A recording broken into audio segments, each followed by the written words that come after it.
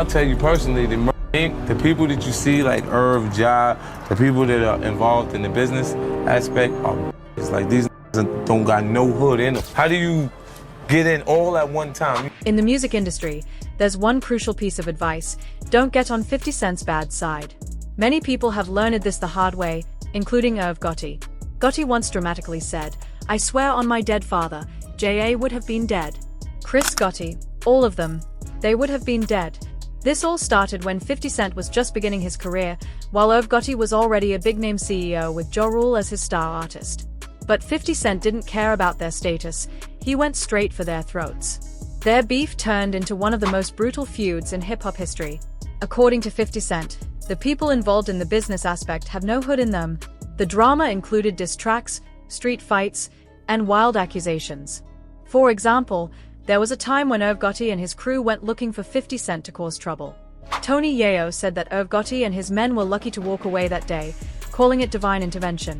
He mentioned that things could have ended much worse for Irv and his crew.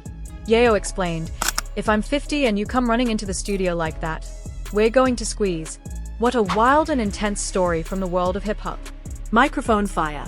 "I swear on my dead father, Ja Rule and Chris Gotti would have been dead.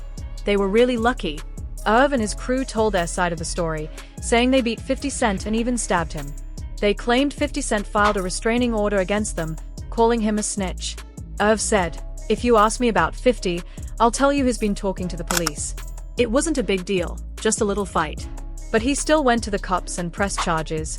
The truth is, 50 Cent did get injured, but it was just a scratch, not a serious stab wound.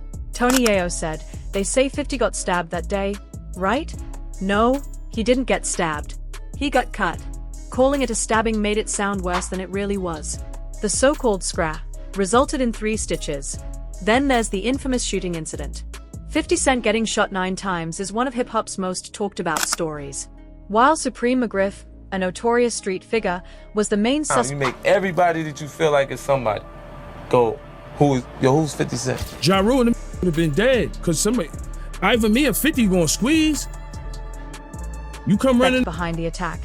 Many speculated that Irv Gotti might have been involved too. Why? Well, Irv and Supreme were close, so the idea of Irv being involved didn't seem too far-fetched.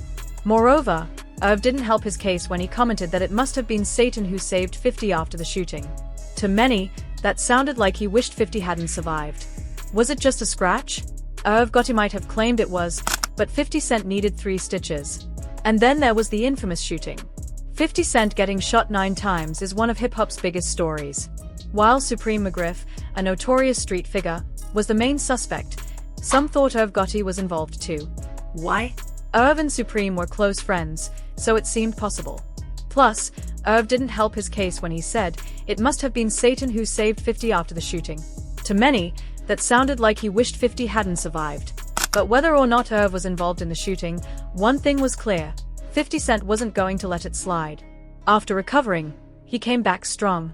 He didn't just go after Irv Gotti, he went after their whole record label and nearly destroyed it. By the time everything settled, 50 Cent was on top.